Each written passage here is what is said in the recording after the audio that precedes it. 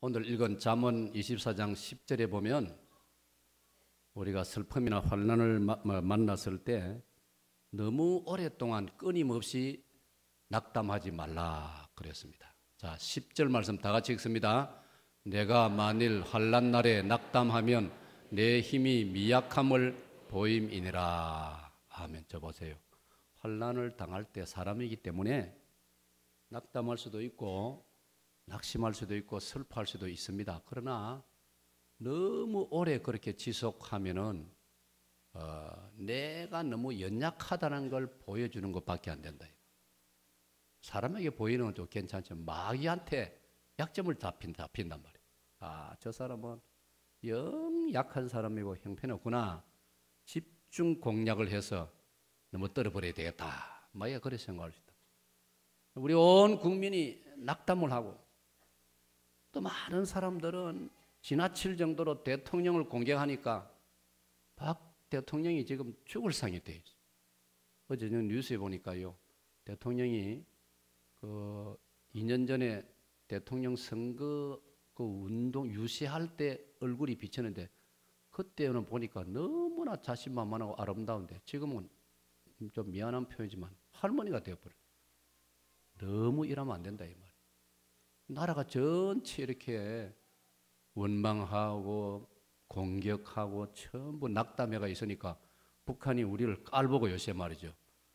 요 기회에 막 남쪽이 전부 다 힘이 쫙 빠져 있을 때 막 쳐내려가서 막 집어 삼켜버릴까. 지금 북한이 이런 무례한 지금 그런 꿍꿍이 속을 좀 가지고 있는 걸 보게 된다. 중국 배들이 막 요때라 싶어가지고 막 연평도 병림도 쪽에 막 중국 배들이 막 몰려와가지고 우리나라 좋은 고기 지금 다 잡아간다는. 세상은 이렇단 말이에요. 그러니까 너무 오랫동안 우리가 온 국민이 기운이 빠져가지고 이래 있으면 안 된다. 저는 그렇게 생각합니다. 성경이 또 저렇게 말씀. 우리가 마음 아파하면서도 정신을 차리고 기운을 내야 할 줄로 믿습니다. 그래서 저는 그렇게 돼. 우리 대통령도 저는 뭐 대통령을 만나본 적도 없고 뭐 그렇지만은 우리나라 대통령도 힘을 내고 국민한테 미안한 마음을 가지면서도 힘을 내고 용기를 내서 어디 뭐 지금 대통령이 잘못해서만 그렇습니까? 그 앞에 때부터 쌓여온 잘못이라 이 말이에요. 예? 이걸 계속 미뤄오다가 쌓이니까 고무풍선이 바람을 계속 불면 팡 터지듯이 그런 것이니까 누가 누구를 지금 탓하겠냐 말이에요. 우리 전부의 책임이다. 그렇게 생각을 해야 됩니다. 그러면서도 우리가 교훈을 받아야 되기 때문에 5천만 명이 302명을 살려내지 못했습니다. 5천만 명이라는 우리나라, 세계 10위라는 국력을 가진 우리나라가 302명을 살려내지 못하고 사실은 구조에 들어가서는 한 명도 살려내지 못하고 배 속에서 다 죽었단 말이에요. 그게 답답하다 이 말이에요. 건져낼 수 있는 시간이 적어도 90분이 있었고 정확하게 말하면 146분이나 시간이 있었습니다. 그래서 더 답답하다 이 말이에요. 여러분 정확하게 파악을 해야 됩니다. 배가 기울기 시작하면서 꼭대기까지 끌어 밑으로 가라앉을 때까지 시간이 146분이었습니다. 2시간 16분이었습니다. 그때 모든 그 관련 책임자들이 정신을 바짝 차리고 밖으로 나온 사람은 어째도 살기니까 배 속에 있는 사람부터 건져내자 해가지고 문을 두드리고 밖에서 문을 열어주고 안에서는 잘 못 열지 않습니까? 큰 문을 밖에서 열어주고 배가 완전히 깔아가기 전까지 그래 했으면 302명을 다는 못 건져도 엄청나게 살릴 수 있었는데 그냥 어리벙덩 하다가 시간 다 보내버렸단 말이에요. 그리고 그 문을 열 생각도 안 했단 말이에요. 선실로 뛰어갈 생각은 안 하고 밖에 나온 그 도망친 선장이나 선원이나 이런 사람들 뭐 어찌 하다가 그 사람들 뭐 건지고 이런 거 샀다가 시간 다 보내버렸단 말이에요. 그래서 또 우리가 마음이 아픈 겁니다. 전쟁이 나서 전사를 하거나 미국의 뉴욕에 이슬람 세력들이 폭탄을 비행기로 퍼부어가지고 부딪혀가지고 사고가 나서 2,600명, 건 3,000명 죽고 그런 거는 불가항력적이란 말이에요. 그거는 뭐 손을 쓸 수 없는 일이니까 너무 안타깝지만은 그래도 체념할 수 있다, 포기할 수 있다 이 말이에요. 이분은 정신을 바짝 차렸으면 많이 거의 살릴 수 있었는데도 불구하고 육지에서 그 배 사고 난 지점까지는 2km밖에 안 된단 말이에요. 바다니까 아무 긁어치는 게 없으니까 다 보인단 말이에요. 배가 다 보인단 말이에요. 그런데도 이렇게 되고 말아서니 너무 허망하고 너무 답답해가지고 그래서 온 국민이 같이 힘들어하고 참 국민 전체가 우울증 상태가 되고 온 나라가 초상을 만난 그런 집집마다 초상을 맞이한 것처럼 우리가 아픔을 가지고 있었던 것입니다. 정부가 방관하고 국회가 방관하고 감독관청이 방관하고 근무자들이 방관하고 모든 당직자들이 방관한 결과라는 것입니다. 그래서 우리도 연대 책임이 있다는 거예요. 저는 일찍부터 저의 목회 현장에 공휴일에도 우리 교육자들은 돌아가면서 한 명씩 당직을 섭니다. 행정실에서 쉬는 요일엔 우리 교육자가 행정실을 지킵니다. 저는 그게 마땅하다고 판단하기 때문에 일찍부터 그런 제도로 여러분들을 봉사하고 여러분들을 보호하고 교인들의 급박한 일을 만날 때 바로 연락이 되고 대처가 될 수 있도록 그렇게 해오고 있습니다. 우리나라 모든 국민들이 정부로부터 모든 말단 공무원에 이르기까지 정말 이번에 값비싼 교훈을 받아야 됩니다. 국력이 10인데 이런 면에서도 적어도 10위에 오르도록 수준 높은 나라가 돼야 됩니다. 일본에서 20년이나 쓰던 낡은 배를 구입했다는 말 자체가 자존심 상하고 그 뭐 6.25 때라면 모르지만은 세상이 지금이 어느 시대인데 세계에서 배를 가장 잘 만들고 많이 만들어내는 우리나라가 별로 기분이 안 좋은 나라에서 20년이나 쓴 배를 헐값이 사들여가지고 그것도 그대로 쓰는 게 아니고 수리를 해가 무엇이 더 해가지고 사람 숫자를 더 싣고 짐은 3배나 더 많이 싣고 그 배가 지금까지 사고 안 난 것만 해도 참 다행이에요. 뻔한 일을 갖다가 냉철하게 내다보지 않고 그 배에 내 가족이 탄다 생각하면 그리 했겠습니까? 그 배 임자들이 그 나쁜 고약한 이단 그 구원파라는 그 선주 그 회장 사장들이 자기 가족이 그 배에 탄다 하면 그래 하겠습니까? 그러니까 얼마나 우리들의 마음이 잘못되어 있다는 것. 그러면서도 우리도 이 땅에 같이 살고 있기 때문에 연대 책임을 안 느낄 수가 없다 이 말입니다. 예? 다 이 땅에 함께 살고 있는데 나는 전혀 책임이 없다 그렇게 말하지는 못하는 겁니다. 저는 목회자로서 구약 사무엘상 12장 23절에 보면 사무엘 선지자가 이렇게 하나님 앞에서 자기 양심 고백을 했습니다. 나는 나의 민족과 백성과 내 조국을 위해서 기도하기를 쉬는 죄를 범하지 아니하겠다.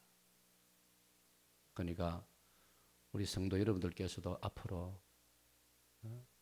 기도하는 사람 따로 있고 기도 안 하는 사람 따로 있고 그래 생각하지 마시고 여러분들도 새벽 계단에 열심히 나와서 기도하시고 여기까지 못 나오시면 조금 집에서 그래 평소보다 일찍 일어나가지고 여러분의 마루층에서 조그만 밥상 하나 놔놓고 거기에 성경 얹어놓고 성경 한 구절 읽고 하나님께 기도하고 기도를 뭐 오래 한다고만 잘하는 게 아닙니다. 형편이 되면 오래 하고 형편이 안 되면 잠깐이라도 하나님은 우리의 성의를 보신단 말이에요. 우리의 관심을 보신단 말이에요. 할렐루야. 이번을 통해서 이런 각성과 변화들이 있어지기를 축원합니다. 내일부터 특별 새벽기도 새생명 축제를 위해서 여러분이 모시고 올 그분들 마음이 열리고 눈이 열리고 그분들의 영이 열리도록 특별히 기도로서 새벽에 준비하시기를 축원합니다. 그리고 담임 목사와 또 우리 안장로님 강사인데 성령님이 감동하사 그분들에게 참으로 귀한 복음이 전파되도록 위에서 기도해 주시기를 바랍니다. 함께 용을 써야 됩니다. 우리 사역동교는 제가 17년 전에 정 목사님이 저에게 인수인계를 해 주셨습니다. 저 국제신문사 빌딩에 목사님하고 저하고 만나가지고 목사님이 한 60몇 가지 적으셔가지고 인수인계를 하셨단 말이에요. 다 하시고 난 다음에 김 목사요, 우리 사익동교회는 너무 좋은 교회예요. 모이자 하면 모이고, 소풍 가자 하면 가고, 운동회 하자 하면 하고. 할렐루야. 아멘 소리 좀 작네요. 할렐루야. 이런 우리 좋은 교회란 말입니다. 그러면 우리가 새생명 축제를 준비합시다 하면은 이제 뭐 하루 이틀도 아니고, 정모산 계실 때부터 총돈주일 해가지고 얼마나 많이 했지 않습니까? 그러니까 이제는 노하우, 이제는 그 모든 비결이라든지 모든 그 어떤 준비할 거이 다 여러분이 익숙하단 말이에요. 많은 설명 안 해도 여러분이 알으셔가지고 척척 하나님 앞에 최선을 다해서 이번에 새생명 축제 때도 복음을 듣는 분들이 많기를 축원합니다. 축원합니다. 이부에 마치고 나니까 멋있는 신사 한 분이 저에게 전호출 장로님 안내받아 인사를 해오시는데, 이 멋있는 신사분이 작년 새생명 축제 초청받아 오셔가지고 말씀을 통해 감동을 받고 금년 1월 첫 주일부터 지금까지 한 주일도 안 빠졌다는 거예요. 할렐루야. 새생명 새가족 공부 다 하고 지난 주일날 새가족 수료까지 했다는 겁니다. 얼마나 인물도 나보다 더 좋아가 조금 내 질투가 나더라고. 키도 내보다 크고. 그래서 칭찬도 했습니다. 아이고, 인물이 인상이 어찌 그래 좋습니까? 진짜로. 그런지 관심 있는 분은 나한테 오시네. 사진 보여드릴 테니. 얼마나 참. 사랑하는 여러분, 이런 기회를 우리가 그냥 오늘 설교 제목이 방관하지 말자인데, 새생명 축제를 하는데도 방관자의 자세로 남의 일처럼 여기고 나는 관계없는 것처럼 여기고 그러면 안 된다 이 말이에요. 설교 제목 다 같이요. 시작. 찬양대 시작. 오늘 방관하지 않았더라면, 이 암흑의 그 선장이 방관하지 않았더라면, 그 배 주인이 방관하지 않았더라면, 아니 밑에 말단 승무원들이 선원들이 방관하지 아니었더라면, 그 아름다운 처녀 그 승무원, 자기 희생하고 다른 학생들을 살려낸 박아묵의 그 승무원처럼 그런 정신으로 사명감을 가지고 임했더라면, 혼자서 했는데 몇 사람, 한 두서너 사람만 그랬는데 모든 선원들이 사명감을 가지고 뛰어들었더라면 거의 다 살릴 수 있지 않습니까? 그러니 방관이라는 게 얼마나 나쁘고 얼마나 수치스럽고 얼마나 비굴한 것인가를 이번에 우리는 똑똑히 보고 배우고 있는 것입니다. 사랑하는 여러분, 오늘 기독교 신자인 우리들을 예수님께서는 뭐라고 말씀하신지 아십니까? 마태복음 5장 13절에서 16절에 보면 너희는 세상에서 소금이다, 빛이다. 소금이 맛을 잃으면 무엇으로 짜게 할 것이며 빛이 빛을 잃어버리면 그 어둠이 얼마나 심하겠느냐.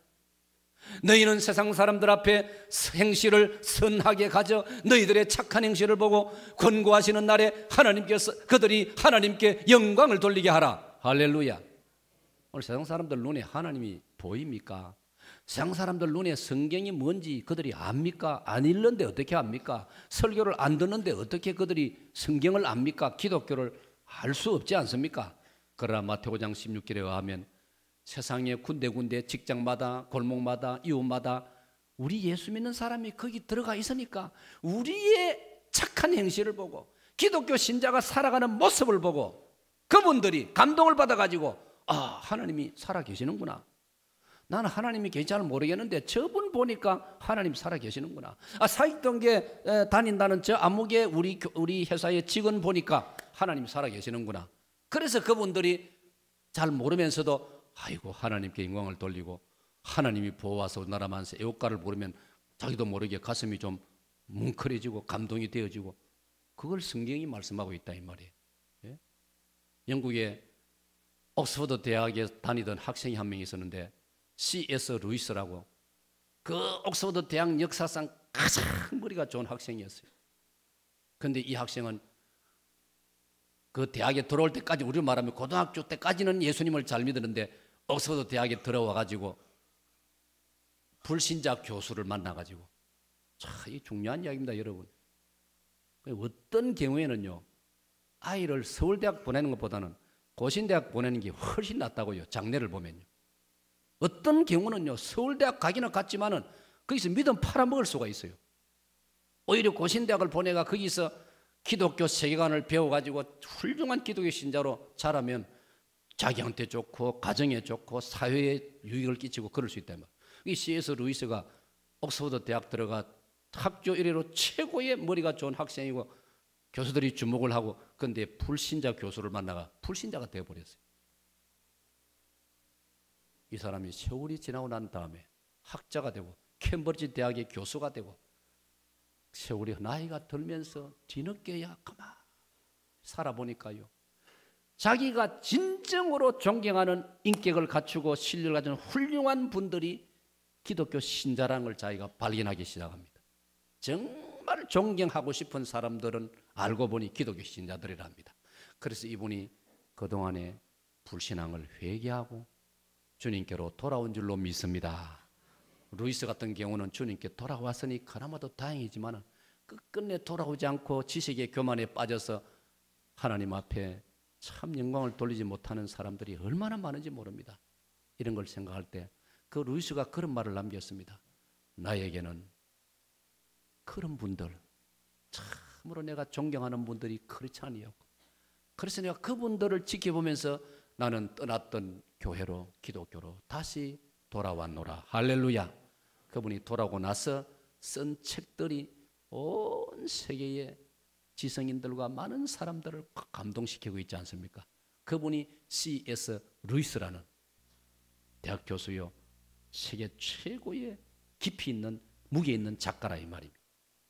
오늘 저와 여러분이 우리가 사는 삶의 현장에서, 직장에서, 가정에서, 이웃에서, 모든 곳에서 예수님 말씀하신 대로 마태오 5장 13절로 16절에 소금의 역할, 빛의 역할, 선한 행실을 우리가 보여줌으로써 정말 이 땅이 희망이 있고, 이 땅에 그동안의 긴 세월 잘못된 관행이 타파되고, 부정부패가 사라지고, 뇌물이 사라지고, 거짓말과 부정직함과 둘러대고 핑계대고 변명하고 거짓말하고 이런 풍조가 우리 기독교로 말미암아 앞으로 새로워지고 개선되어야 할 줄로 믿습니다.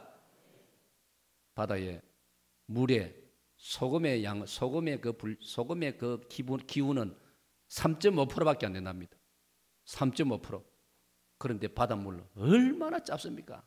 3.5%가 바닷물을 민물, 일반 물하고 다르게 만들어 놨단 말이에요. 그 3.5%가 바닷물을 썩지 않게 만들고 무언든 들어오면 소화를 시키고 혼해가지고 다 새롭게 만들어내는 게 바다다 이 말이에요. 그러니 우리 인간이 살아가고 있지 않습니까? 저 바다 속에 있는 고기들 때문에, 모든 것 때문에 우리가 살아가고 있다 이 말이에요. 오늘 우리 기독교 신자가 한국 땅에는 3.5%가 아니고 18%. 제가 계산해 보니까 5배, 6배. 바다 소금에 비하면 5배, 6배 우리가 이 땅의 숫자가 많음에도 불구하고 말도 안 되는 이런 엉터리 사고가 일어나는 것. 그리고 이 배후에 이단이 버티고 있는 걸 볼 때에 그 이단도 거슬러 올라가면 처음 출발은 그도 기독교였다 이 말이에요. 우리가 삶의 책임이 너무 무겁습니다.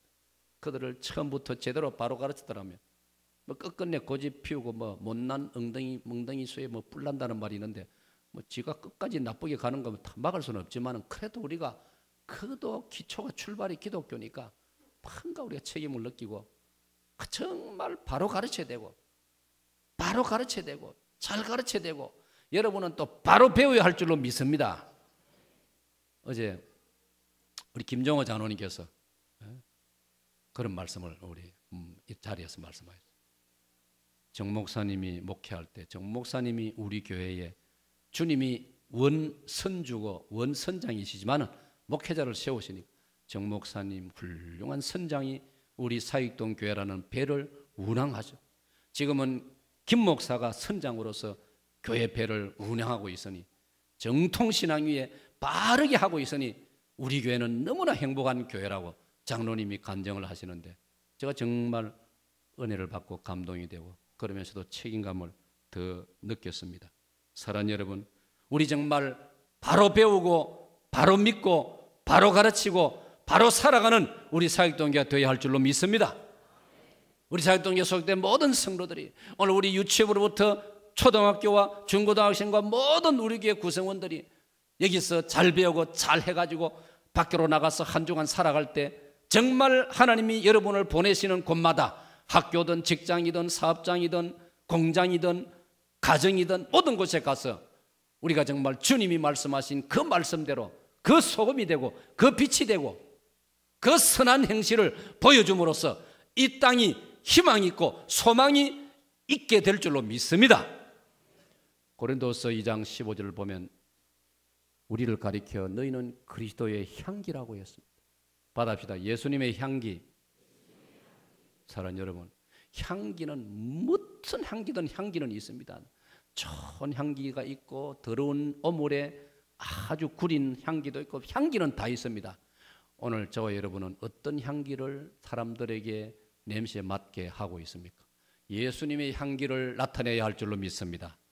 고린도서 3장 3절에는 우리를 가리켜 그 다음에는 너희는 그리스도의 편지라고 했습니다. 여러분 편지를 읽으면 그 내용 우리가 한국을 다 아는 사람 편지 읽으면 내용 다 파악한다 아닙니까? 아 이건 누구에게 보낸 편지고 아 이거는 내용이 무엇이고 편지 읽으면 다 안다 이 말이에요. 오늘 세상 사람이 우리를 쳐다보고 얼마 겪어보면은 우리를 안다 이 말이에요. 아 이 사람은 기독교 신자로구나. 아 이 사람은 정말 좋은 사람. 야, 이 사람 생각하니까 정말 기독교가 참된 종교구나. 기독교만이 진정으로 내가 예수님을 내가 신앙을 종교를 가지려고 하면 내가 기독교 신자가 되어야 되겠구나. 그걸 세상 사람은 우리를 보고 판단한다 이 말이에요. 우리가 편지라 이 말이에요. 이거 잊지 마시기를 축원합니다. 축원합니다. 저는 거기에 도전을 받았죠. 저 중학교 다닐 때 저는 기독교 학교를 다녔죠. 중고등학교 미션 스쿨. 교목 목사님이 성경 공부 시간에 일주일에 1시간 성경 공부 시간에 교목 목사님이 제가 말씀드린 적이 있을 거예요. 강원도에서 군에서 근무했는데 군에 있을 때 60년대 초만 해도 얼마나 50년대 후반 60년대 얼마나 사고가 많이 나는지 그때는 뭐 도로도 엉망이고 말이죠. 그래서 자동차, 군, 트럭, 집차 사고도 많이 나고 길이 비 오고 나면 무너지고 그래가지고 사람도 죽고 인명사고가 나고 그러니까 지휘관이 서로 부임을 했는데 그동안에 사고가 많이 난 부대니까 불안을 느껴가지고 자동차를 집차를 타고 순시를 다녀야 되는데 불안한 거예요. 근데 와서 파악하니까 소문이 났는데 우리 부대 안에 신앙 좋은 병사가 있다. 그 병사가 나중에 신학을 졸업하고 저희 학교 때 교목 목사님이 되신 거예요. 이 청년은 이 병사는 신앙이 좋다고 기도하고 하나님이 함께하는 그런 청년이라고 군에 소문이 나니까요. 그 지휘관이 위험한 지역으로 멀리 집차도 갈 때는 이 병사를 불러가 자네 이리 오너라. 내 뒤에 타라. 네가 타면 하나님 안 지켜주시나. 그랬다는 거예요. 중학교 때 내가 들은 이야기지만 그게 내 가슴에 딱 자리를 잡았어요. 이야, 우리 한 사람의 신앙생활 분명히 하면은 그런 아름다운 일이 벌어지는구나. 할렐루야. 예? 우리 책임이 그래 크다는 것을 제가 지금 강조하고 있는 것입니다. 사랑하는 여러분, 성경을 보니까 참 우리 성경에는요 방관적으로 방관의 태도로 산 사람들 이야기가 의외로 많이 기록되어 있어요. 인생을 방관하는 사람, 역사를 예사로 쳐다보는 사람, 자기가 사는 그 시대와 그 현장을 무책임하게 생각 없이 자기만 사는 사람, 자기 유리할 대로 변명이나 하고 핑계나 하고. 죄송합니다. 제가 부목사 시절에 어느 날 교역자 회를 하는데 담임 목사님, 저 남자 강도사, 여자 전도사, 그 밑에 제 사무실 직원, 여자 직원. 그때 목사님이 담임 목사님은 한 번씩 야단도 치거든요. 야단도 맞아야죠. 나는 요즘 생각하니까 야단 별로 안 친 거 같네, 박 목사님. 담임 목사 야단 칠 때는 좋게 받아들이라고요. 그게 약인 줄 알아야 돼. 그래야 옛날부터 말이 있습니까? 진짜로 아들을 사랑하면 매를 들어라. 내가 뭐 매는 안 들지만은 때로 막 좀 강한 말을 할 때도 야 우리 정신 차리라고 말씀하는구나 이래. 그날도 교육회 하는데 목사님이 뭐 좀 마음에 불편하시는지 마음에 안 차시는지 좀 이래 야단을 치세요. 뭐 잘못이 머리를 푹 숙이고 있는데 그 중에 한 교역자가 그 중에 누구라 말하기는 좀 그렇고 하여튼 어떤 한 교역자가 자꾸 핑계를 하는 거예요. 제일 힘없는 사람을 핑계로 제물로 삼는 거예요. 저 밑에 어떤 직원이 그가 잘못해가지고 그만 몇 번 겪어보니까 항상 그래요. 그 핑계를 그쪽에 대요. 근데 한 번은 교육자 단임 목사님 계시지만 앞에 면전에서 아무개 교육자를 이름 부르면서 아무개 그만하세요 그만. 뭐 때마다 막 그 다른 사람을 핑계를 대고 있어요. 그러면 그러지 맙시다. 그러니까 담임 목사님이 어이 내 앞에서 뭐 있어 그럼 그런 일이 있었어요. 그러니까 그게 내가 지금 추억으로 남아 있어요. 그게 참 내 인상이 안 좋아요, 솔직히. 나보다 나이가 조금 더 되는 분이었는데 참 인상이 안 좋아요. 뭐 아이고 목사님 미안하면 앞으로 잘하게 이러면 될 건데 회의할 때마다 핑계를 자꾸 다른 사람이 대요. 참 보기 안 좋습니다, 여러분. 내가 책임을 느끼고 내가 잘하려고 그렇게 우리 노력해야 할 줄로 믿습니다. 성경에 보니까 우리 조상 아담이 방관자의 자세를 가졌어요. 아담이 어떻게 했습니까? 여러분 창세기 2장 23절을 보면은 그때만 해도 아담은 멋져요. 괜찮았어요. 하나님이 짝지어 주시는 아주 아름다운 여인을 하나님이 만들어 주셔가지고 아담한테로 인솔로 이끌어가지고 안내해가지고 아담에게 짝을 지어 주셨습니다. 그 여자를 쳐다보면서 아담이 한 말입니다. 자, 오늘은 요거는 남자들만 읽으세요. 시작.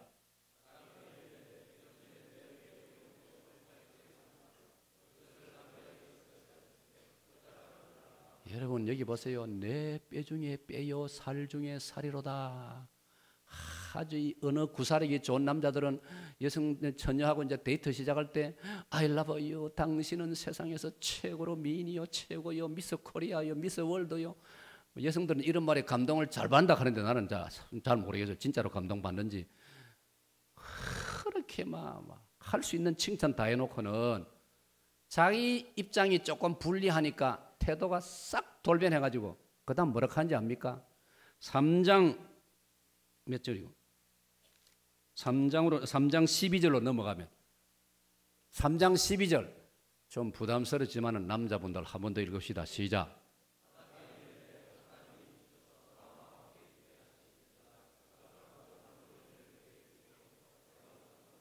아니 내 뼈 중에 빼고 나와 한 몸이라 해놓고는 지금 보지 여자 그가 우리 식으로 말하면 저 여자가 꼬덕여서 내가 먹였습니다. 그런 표현이에요. 책임을 완전히 아내에게 돌리고 있는 거예요. 사랑하는 여러분, 이걸 보면은 우리들이 얼마나 아담의 이 성품, 방관자적인 성품을 오늘 우리들이 물려받았다는 걸 우리가 잊지 말아야 됩니다. 여성 여러분, 제가 하나의 정보를 제공해 드리는데 미안한 여러분, 여러분의 저를 포함한 남자들은 이런 구석이 있습니다. 좋을 때는 그렇게 좋다 해놓고는 조금 마음에 안 들면은 아무 상관없는 것처럼 저 여자가 그 여자가 그렇게 하는 그런 습성이 있어요. 그런데 그거는 여러분 남편만 나무랄 게 아니고 조상이 그렇다 이 말이에요. 성경 보세요. 조상 아담이 그렇단 말이에요. 그러니까 로마서 5장을 읽어보면요, 조상 아담의 이 성품이 우리들에게 그대로 물려져 내려왔다고 로마서 5장이 가르치고 있습니다. 그러니까 여러분 꼭 탓하려면 여러분 낭군을 탓하지 말고 조상 아담을 탓하시기를 바랍니다. 사랑하는 여러분, 이렇게 우리 조상 아담은 하나님의 일러주신 말씀을 예사로 방관했습니다. 자기 아내를 방관했습니다.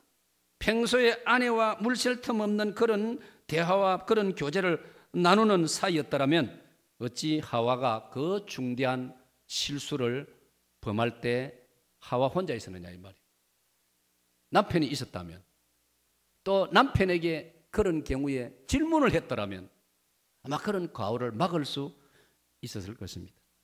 성경은 뿐만 아니라 또 방관자의 극치를 이루는 가인이라는 사람을 창세기 4장에 소개하고 있습니다. 여러분, 가인은 자기 동생 아벨을 미워했습니다. 형이라면 동생을 보호하고 아껴주고 유해주고 이래야 되는데 그게 형 아닙니까? 남의 형은, 우리가 자랄 때 형은 아버지를 대신하는 자입니다. 여러분, 형은, 언니는 부모를 대신하는 자입니다.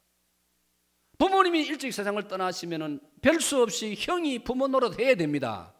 그런 미담들을 간혹 듣습니다. 제가 아는 어떤 제 얼마 밑에 아닌 후배 목사 한 사람 보니까요, 그 많은 자녀 가운데 지가 장남으로 태어나가지고 일찍이 어머니를 여의고 이래가지고요. 그 목사님이 사모님과 함께요 결혼해가지고 그때부터 밑에 시동생들 돌보고 시동생들 시누이들 시집장가 다 보내고 우리 시대에 정말 보기 드물게 그렇게 잘하는 형도 있더라고요. 그런데 이 가인은 형이 돼가지고 동생을 시기 질투했습니다. 동생이 신앙생활 잘하고 동생이 하나님을 잘 섬기고 지금으로 말하면 예배생활 잘하고 기도 잘하고 그리고 하나님의 복을 받고 하나님의 응답을 받고 지도 그렇게 잘하려고 분발하고 노력해야 될 것인데 그 노력을 바꾸어 가지고 동생을 미워하는데 에너지를 다 쏟고 언제 저놈 죽일까 그렇게만 생각하다가 어느 날 그 마음이 더 나쁜 방향으로 심해질 때 그는 들판에서 자기 동생 아벨을 흉기를 찔러서 죽이고 말았습니다.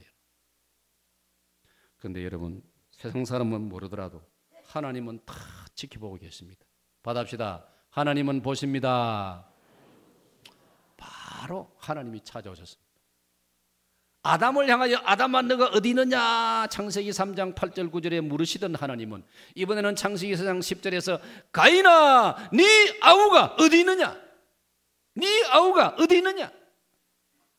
어쩌면 이 질문은 오늘 비참하게 뱃속에 갇혀서 차가운 바닷물 속에 숨져간 단원 고등학교 2학년 250여 명의 이 학생들 이 새파란 꽃다운 아이들이 어디 있느냐고 하나님께서 오늘 이 땅의 모든 책임자들에게 물어보고 계신다라고 우리가 적용을 해야 되는 겁니다. 이 아이들을 어찌 내버려 두고 너희들끼리 도망을 치느냐 야 이 바보 같은 어른들아. 그렇게 하나님께서는 야단을 치신단 말이에요. 가인에게 하나님이 물어 네 아우가 어디 있느냐. 하나님이 몰라서 물으시겠습니까? 네가 어떻게 그럴 수 있느냐.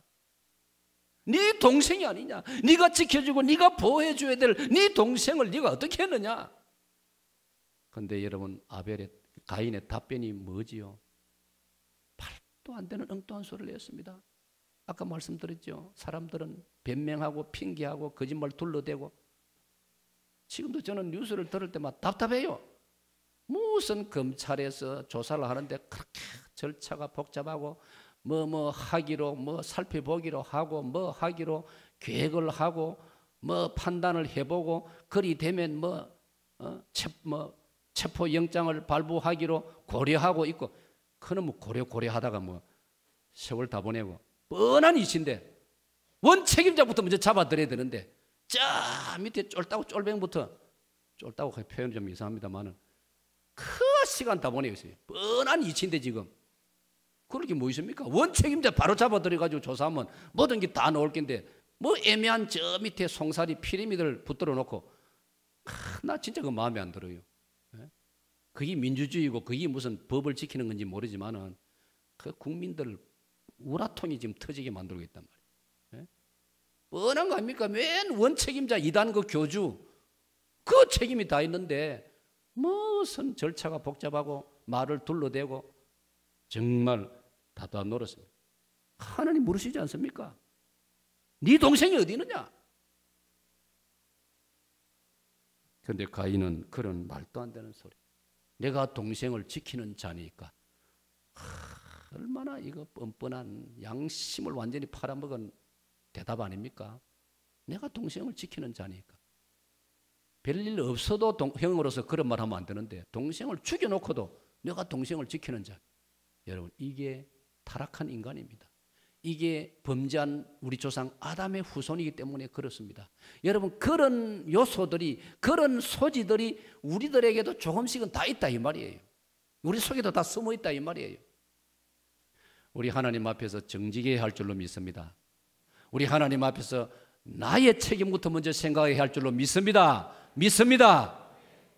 모이면은 다른 사람 이야기하지 말고 요즘은 잘 모르겠어요. 옛날에 들리는 말에는 우물가에 며느리들 모이면 시어머니 이야기만 하고 시어머님들 방에 모이면 며느리 이야기만 하고 언제까지 그래야 되겠습니까?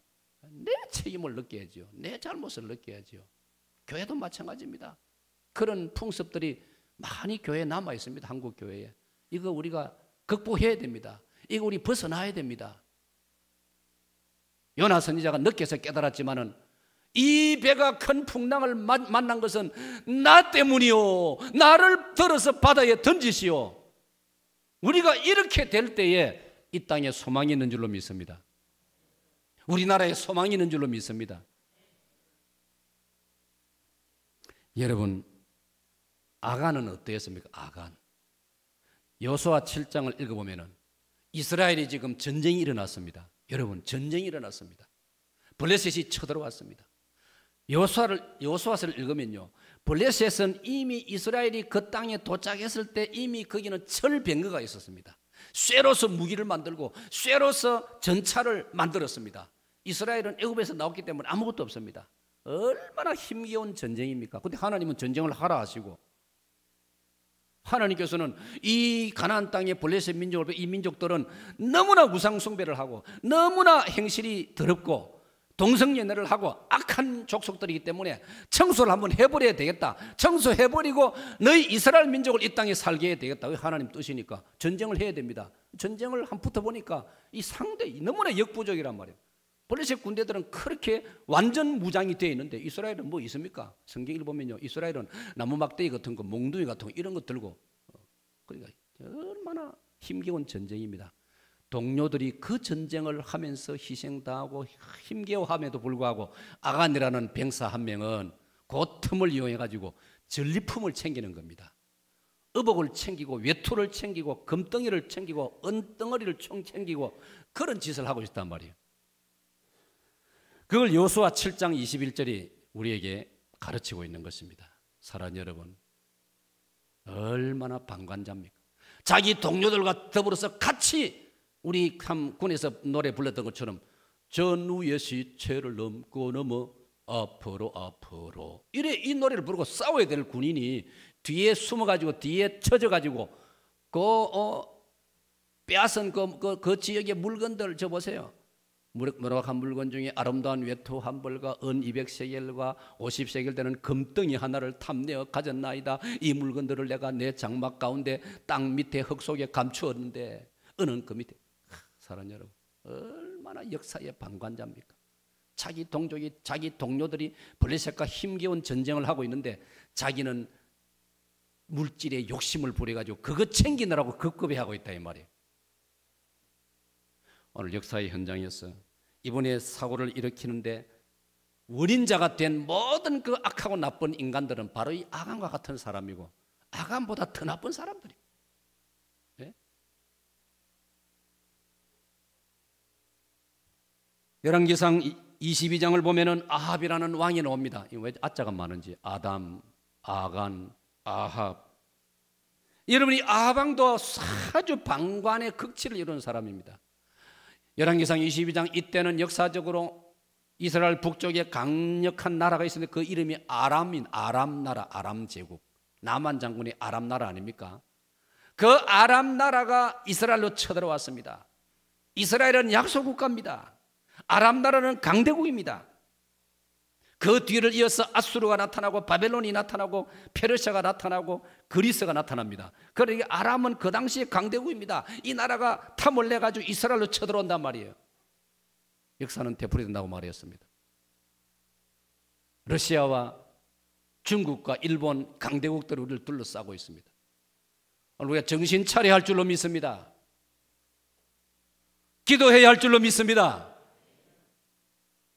우리 남자들은 정신을 바짝 차리고 이 나라를 지키려고 노력하고 애국심을 발휘해야 합니다. 여러분, 우리 남자들은 나이가 넘어도 나라가 위기를 만나면 전쟁터에 나갈 그런 각오와 용기가 있어야 됩니다. 나라를 지켜야 됩니다. 그런데 이 아합왕이라는 자는 어떤 인간이냐? 적군이 쳐들어왔으면 왕이 앞장을 서서 막아내요. 옛날에는 왕이 직접 전쟁이 나면 군복을 갈아입고 왕이 앞장을 서서 싸웁니다. 옛날에는. 지금이야 뭐 대포도 있고 비행기도 있으니까 대통령은 지휘를 하면 되지만 옛날에는 왕이 앞장을 선다 이 말이에요.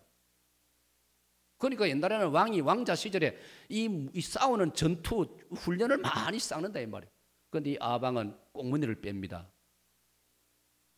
자기 밑에 희하의 장졸들이 다 죽어나가는데 자기 혼자 살려고 꽁무니를 뺍니다. 여러분, 꽁무니를 빼는 거 얼마나 보기 안 좋은지 모릅니다. 이번에 봤지 않습니까? 그 암흑의 그 선장 그 꽁무니 빼는 모습 진짜 부끄럽고, 어린 초등학생이나 중고등학생들 보면은 이게 어른이 돼도 도대체 이런 모습을 보이가 되겠습니까? 우리가 역사의 현장에서 하나님이 나를 부르신 자리에서 끝까지 지킬 줄 알아야지 슬그머니 책임을 회피하고 사라지고 슬그머니 보이지 않고 이런 것은 보기가 좋지 않습니다, 여러분. 이 아방이 하도 신세가 급하게 되니까 남쪽으로 편지를 보냈습니다. 급하게 편지를 보냈습니다. 남쪽에는 여호사밧 왕이 있었습니다. 그 당시 이스라엘은 지금의 우리처럼 남북으로 갈라져 있었습니다. 북쪽은 이름이 이스라엘이고 남쪽은 유다였습니다. 북쪽은 우상숭배하는 나라고 남쪽은 하나님을 잘 섬기는 남쪽입니다. 어쩌면 지금 우리하고 비슷합니다. 북한은 온 천지에 김일성이 우상으로 깔려 있습니다. 남쪽은 온 천지에 예배당 십자가 붙어 있습니다. 정말 우리가 하나님 은혜에 과분합니다. 그래서 이 하나님을 잊어버리고 우상숭배에 빠져있던 아방이 신세가 급하니까 하나님 섬기는 나라 남쪽 같은 민족이라 해가지고 도와달라고 SOS 편지를 보냈단 말이에요. 그런데 남쪽의 왕 여호사밧은 사람이 워낙 어질고 착한 사람이라 다윗 왕 이후로 가장 훌륭한 사람입니다. 이 여호사밧 왕은 사람이 어질고 착하다 보니까 그걸 거절하지 못해가지고 군사를 이끌고 도와주러 북쪽으로 올라간단 말이에요. 선지자 한 사람이 찾아와가지고 왕이시여 가지 마시오. 가면 왕도 낭패를 당합니다. 하나님께서 저 악한 왕을 도와주면 안 된다고 했습니다. 그럼에도 불구하고 여호사밧이 마지못해가 사람이 때로는 너무 정에 끌리면 안 된단 말이에요. 냉철해야 되지. 하나님 말씀을 따라야지. 인정에 끌려가지고 참 그래도 그럴 수 있느냐고. 우리 동족인데 하면서 북한에 돈을 퍼부어줘가지고 그 돈이 지금 핵무기가 되고 있지 않습니까, 여러분? 진짜 그런 사람들 다 모아놓으면 내가 진짜 할 말이 많은데 나한테 그런 기회를 주야 말이지. 애국계 여러분 앞에 내가 여러분도 바로 알아놓으라는 뜻으로 제가 말씀드리는 거예요. 북한이 동족이라고 막 현금을 돈을 몇 년 전에 알지 않습니까? 수억 달러를 막 보냈단 말이에요. 수억 달러를 우리 돈으로 계산하면 얼마나 많습니까? 그 돈 가지고 지금 핵무기 만들고 있다 이 말이에요. 그리 하지 말라고 얼마나 반대를 했는데도 고집을 세우고 민족을 살아야 된다 계산하면서 말이에요. 민족도 정신을 차렸을 때 도와주고 해야 되지. 일반 국민들이야 먹을 것은 우리 갖다 주면 먹을 수 돼. 돈을 갖다 주니까 위에서 다 차지해가지고 나쁜 짓 다 하고 있다. 그러니까 여호사밧 왕도 정에 끌려가지고 군사를 이끌고 북쪽으로 도와주러 갔단 말이에요. 그런데 열왕기상 22장 읽어보면요, 이 아방이 어떤 인간인지 아십니까? 지 혼자 살려고 자기 왕복을 벗어가지고 여호사밧 왕에게 입혀주었습니다. 지금 네 죽고 나는 살겠다는 겁니다. 그 자기는 말 타고 싹 빠져나갑니다. 이런 방관자가 어디 있습니까, 여러분? 그런데 아람 군대 쪽에서 화살을 쏘았는데 아방을 향해서 쏜 건 아닌데 도망가는 아방한테 화살이 꽂혔단 말이에요. 결국 아방 죽습니다. 그 길로.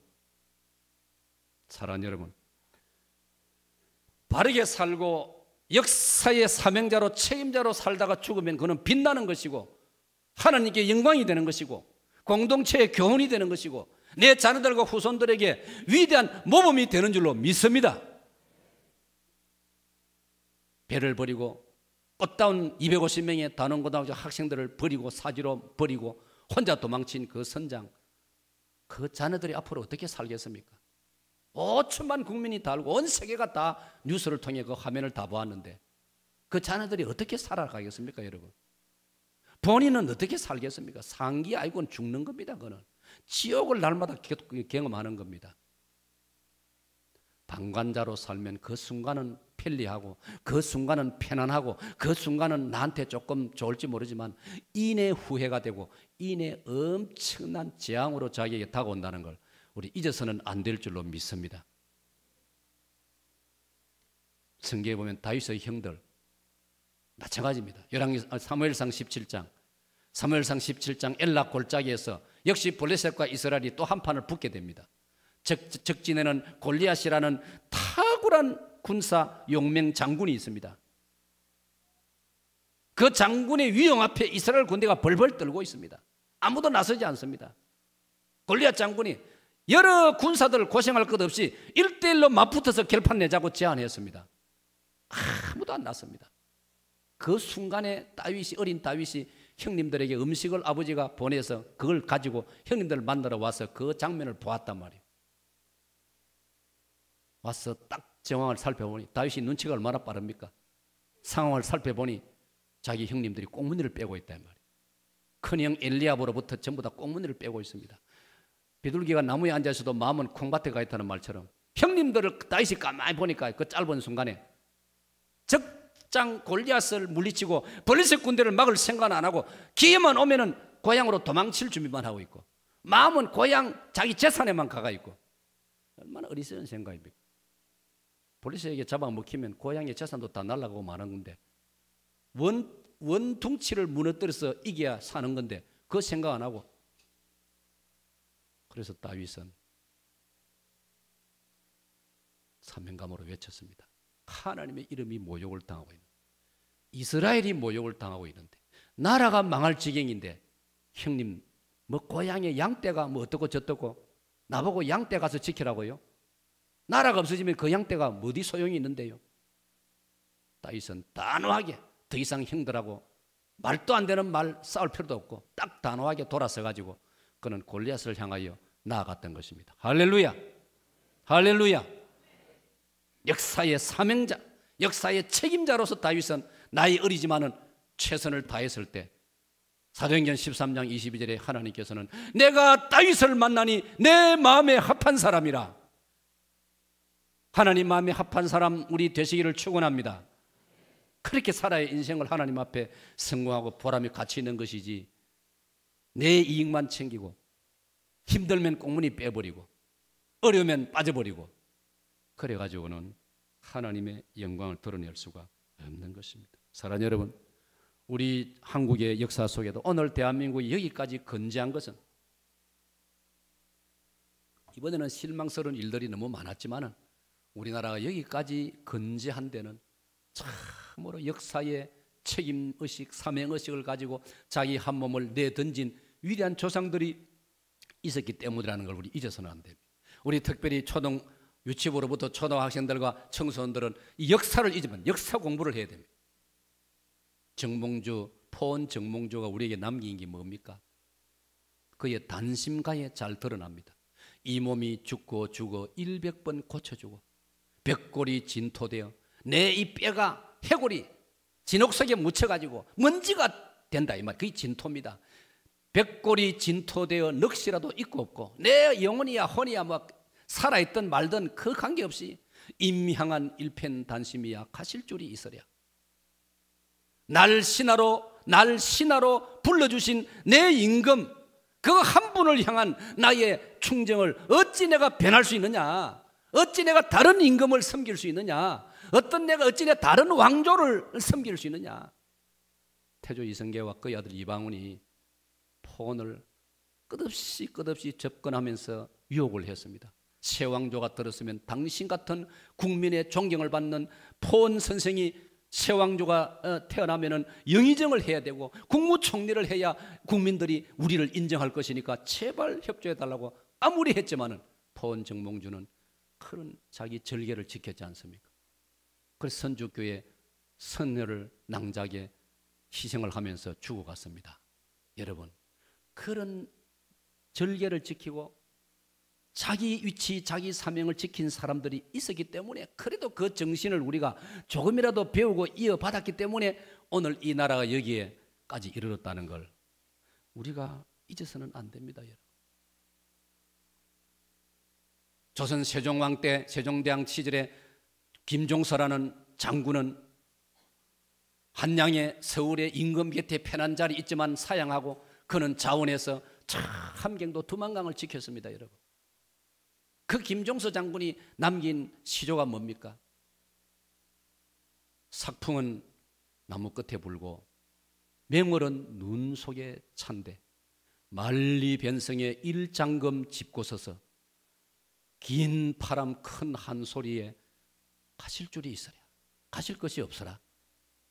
그 두만강 춥고 외롭고 고독한 곳에서 찬바람이 나무 끝에서 얼렁거리고 달빛만 가득 차 있지만은 저쪽에 여진족들이 오랑캐들이 호시탐탐 침략하려고 노리고 깽가리를 두드리고 위협을 해오는 그런 상황이지만은 긴 칼을 딱 짚고는 버티고 서가지고 나는 끝까지 이 땅과 이 민족을 내가 지키리라.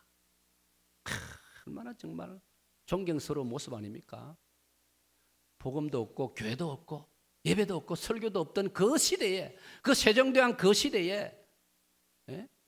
지금부터 600년, 700년 전 그 시대에도 그런 선각자가 역사의식을 가지고 사명의식을 가지고 이 땅을 지킨 분들이 우리 조상들 중에 있었다 이 말이에요.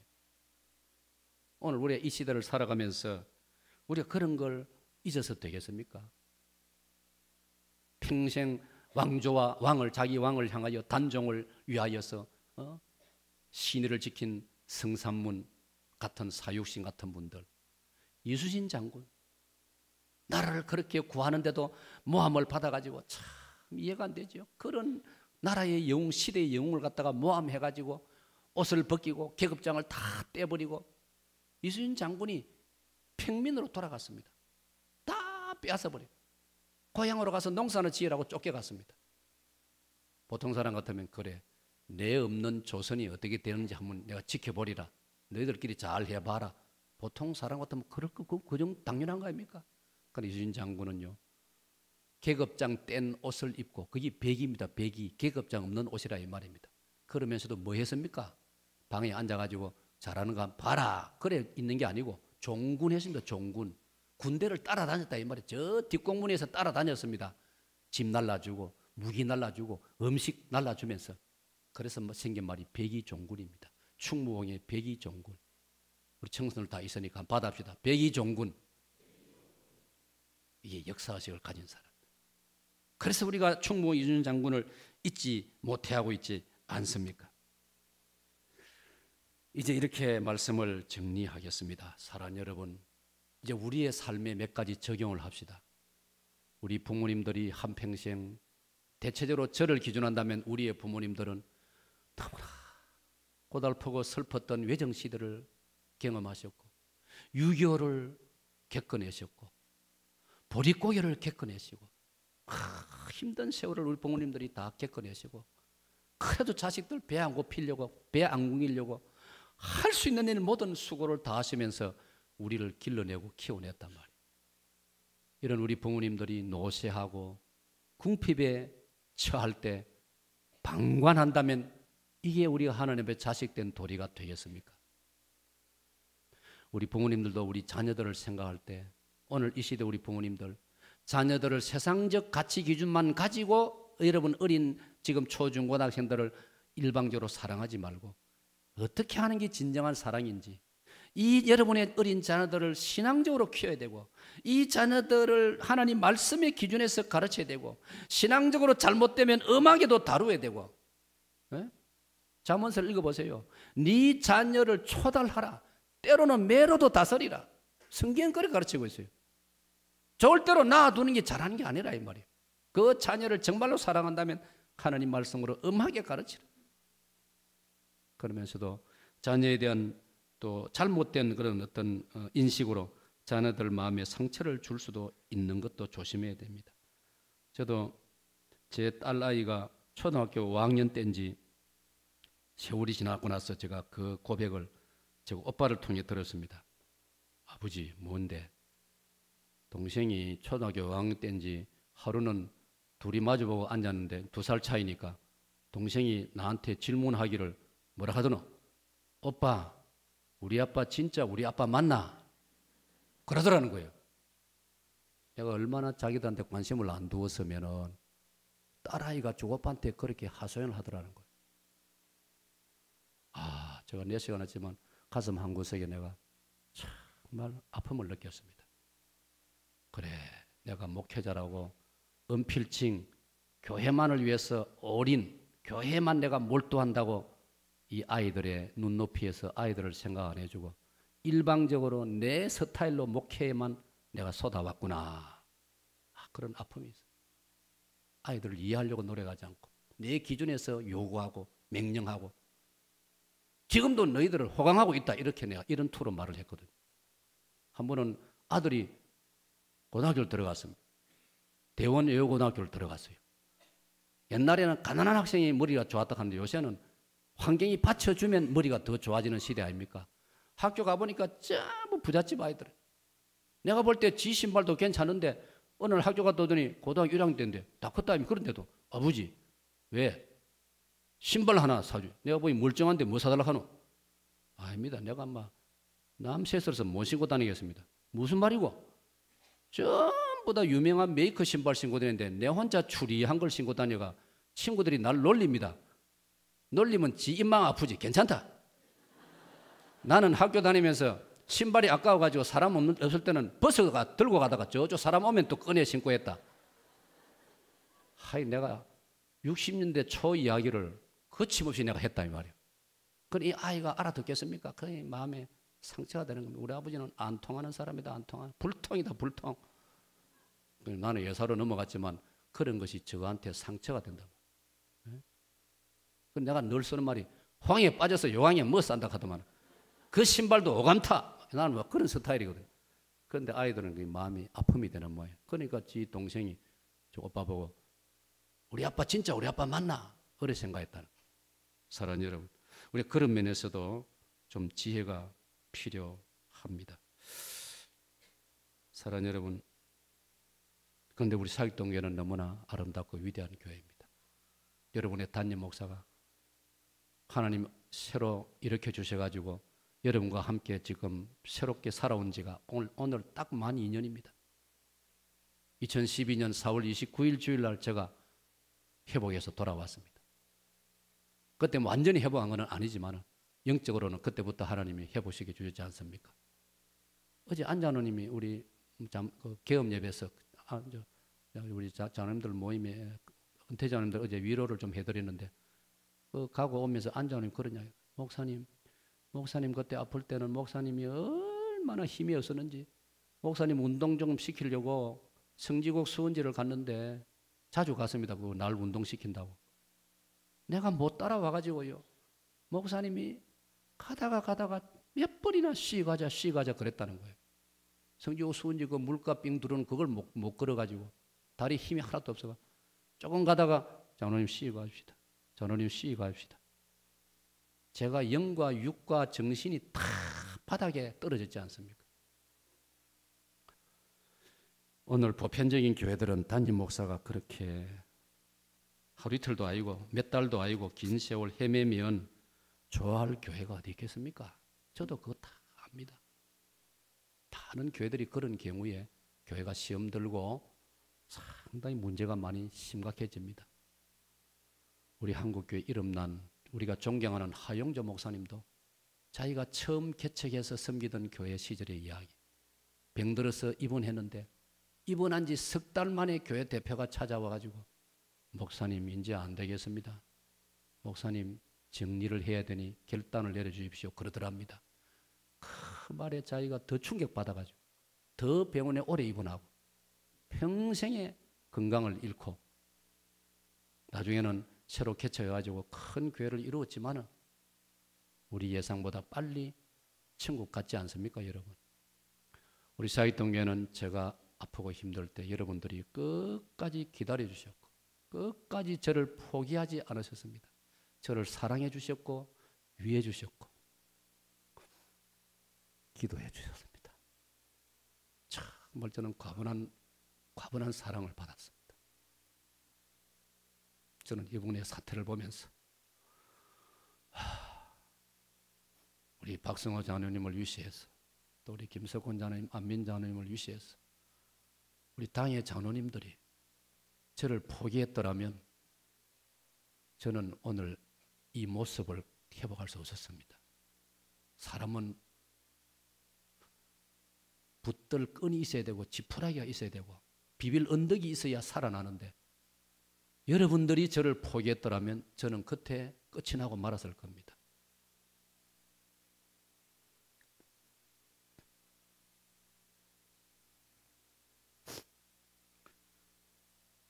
여러분들이 방관하지 않으시고